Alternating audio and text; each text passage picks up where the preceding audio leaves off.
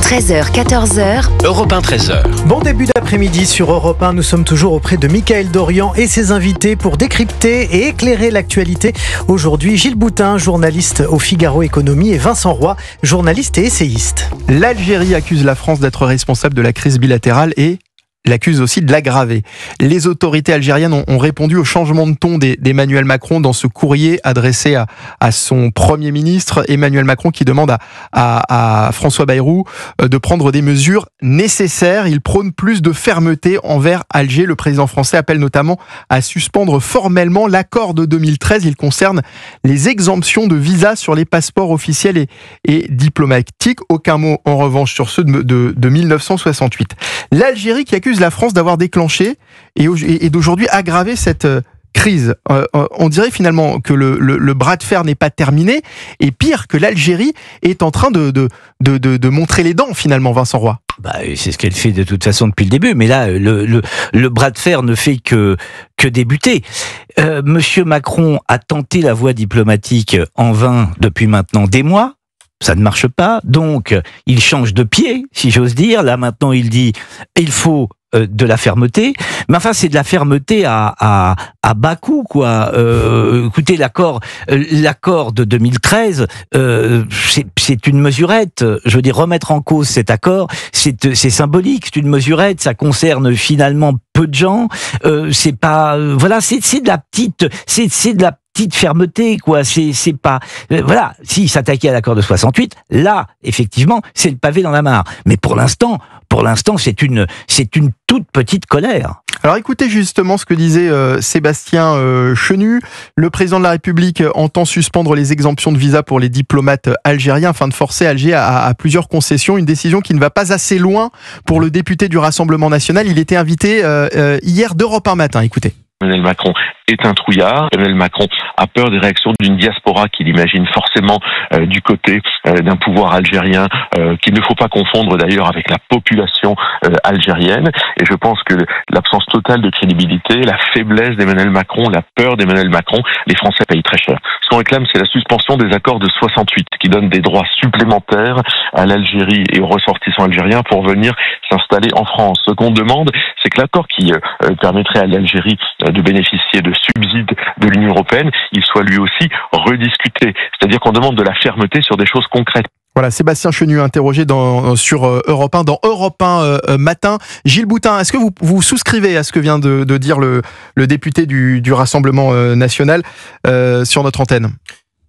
Ce qui est certain, c'est qu'on n'obtiendra rien d'Alger.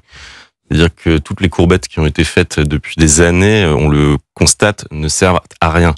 Et donc, à cet égard, conserver dans la communication diplomatique cette petite porte ouverte qui est de dire on espère toujours que les relations vont reprendre, on aimerait tellement bien s'entendre avec vous, les Algériens, ça ne marche pas et c'était totalement inutile de l'insérer dans cette communication.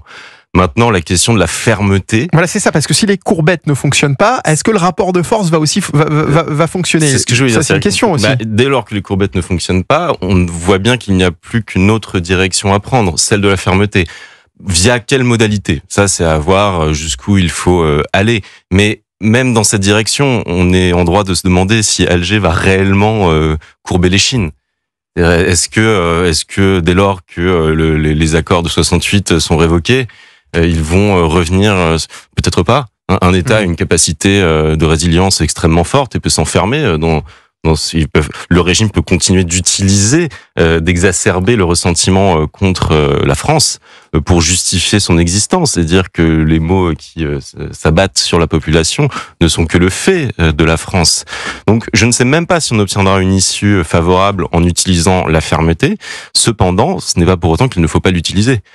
C'est-à-dire que qu'a à perdre la France dans cette histoire ? On n'arrive pas à se débarrasser de leurs ressortissants. Mais c'est un problème. Et oui, c'est un problème, mais il se trouve que fatalement, on arrive à les garder, puisqu'on ne peut pas les expulser, ils sont là. Bon, très bien. Leur nombre peut éventuellement augmenter. Mais je dis, les États sont résilients, et la France est résiliente. Donc si elle a la capacité de les gérer, malheureusement, on ne sait pas bien quoi en faire, j'en conviens. Cependant, il ne faut pas montrer à Alger que c'est un levier pour elle. Il faut lui faire comprendre qu'on n'en a strictement rien à faire et qu'elle peut laisser autant d'OQTF qu'elle veut chez nous. Oui. Ça ne changera rien. Oui. Vincent Roy. Enfin si, la France a quand même quelque chose à perdre, et pas quelque chose, mais quelqu'un. C'est Boualem Sansal et c'est Christophe Glaise. Bien sûr. J'en conviens, mais dès lors qu'Alger ne semble pas non plus montrer un quelconque signe, si la fermeté permet de l'obtenir, tant mieux. Mais les courbettes, comme on disait, n'ont pas l'air de le permettre. N'ont rien donné. Donc effectivement, on est dans une situation. Moi, ce qui me fait drôle, ce qui m'étonne, c'est l'analyse il y a 15 jours ou 3 semaines d'Emmanuel Macron qui disait pour être craint, il faut être puissant. Qu'est-ce à dire? Que nous serions faibles parce que nous ne sommes pas craints par l'Algérie. Donc moi je reprends les mots d'Emmanuel Macron qui, parlant du budget militaire, parlant de la guerre, disait il faut qu'on se réarme parce qu'effectivement on a besoin d'être puissant et ainsi serons-nous craints. Et ben, est-ce que vous croyez que la France est puissante à l'échelle internationale? Non, je ne crois pas que la France soit puissante à l'échelle internationale, mais je crois que pour autant elle n'a pas à se laisser humilier. Non, mais bien sûr, non, mais vous avez raison, mais ce que je veux dire c'est que qui s'essuie les pieds sur nous pendant des années, et pire, qui s'est construit sur un ressentiment, sur une haine anti-française. Le régime s'est construit là-dessus. Et encore une fois, Monsieur Chenu a raison. Il faut distinguer entre le gouvernement algérien et la population algérienne. Et dans le cas algérien, ce n'est pas tant une histoire de puissance en termes conventionnels qui se pose. Bien sûr. Puisque à ce compte-là, la France est largement plus puissante que l'Algérie. C'est la capacité à agir, et en fait, on n'a pas besoin de grand-chose, on n'a pas véritablement besoin d'une puissance pour agir, c'est simplement politique, c'est de l'ordre de la décision, et il s'agit d'oser affronter certaines peurs, qui sont les peurs internes. Oui. Il y a effectivement la peur qu'il y ait des réactions négatives au sein de la population française d'origine algérienne. Il y a des craintes sur les transferts d'argent, mais pour l'instant, ils ne sont pas empêchés, ces transferts d'argent de la France vers l'Algérie. Et là, ce serait un levier effectivement très très très fort et à manier avec beaucoup de précautions. Mais on n'en est pas là. Cependant, ce que je veux dire, c'est juste que le politique, c'est l'art du choix. On en est surtout très très loin, parce que pour le moment, ça fait 3 jours que les rédactions s'excitent sur cette lettre d'Emmanuel Macron à son Premier ministre, qui reste pour le moment uniquement une lettre et uniquement des mots. Oui. Parce que ce qui se passe, c'est que pour le moment, c'est vrai qu'on parle beaucoup et je nous mets dedans, hein, bien sûr, on parle beaucoup de bras de fer. Sauf que le bras de fer, pour le moment, c'est toujours l'Algérie qui est en train de le gagner. Oui. Puisque l'Algérie a notamment décidé la fin de la gratuité des biens prêtés à l'ambassade de France.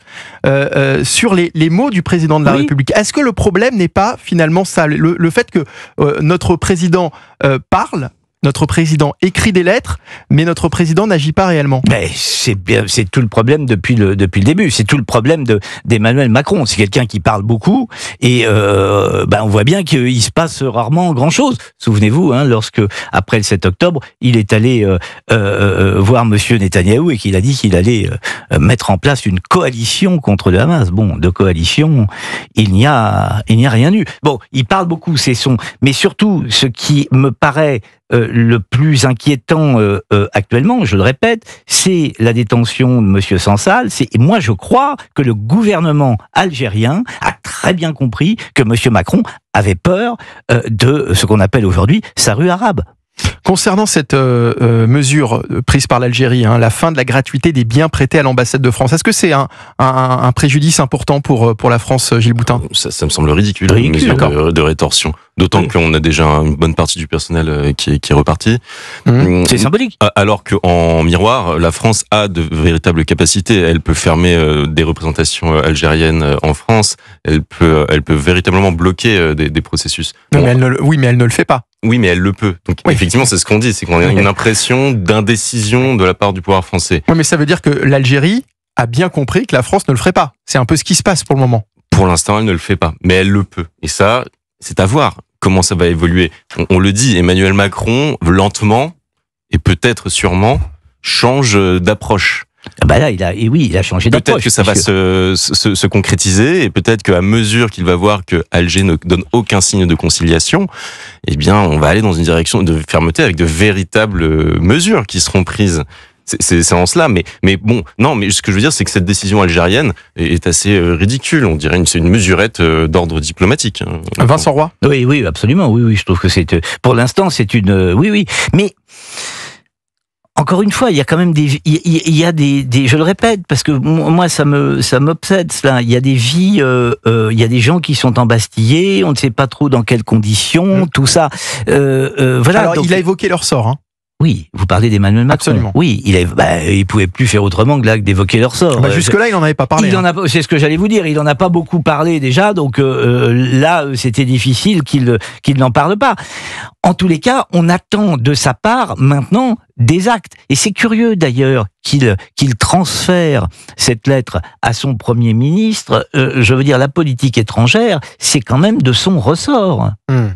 Il peut agir. Il n'a pas besoin totalement de son Premier ministre pour agir. C'est une façon aussi de renvoyer la patate chaude un peu. Quand même, oui. À minima, oui, bien entendu. Voilà, je te donne la feuille de route, débrouille-toi. On peut aussi interpréter ça comme une volonté de ne pas mettre trop à l'honneur le régime algérien. C'est-à-dire que ce serait faire trop d'honneur à Alger que de lui réserver une allocution. Aussi comme ça. C'est une autre interprétation. Mais enfin, il faut arrêter de les ménager tout de même. Hein. Nous sommes d'accord sur ce point.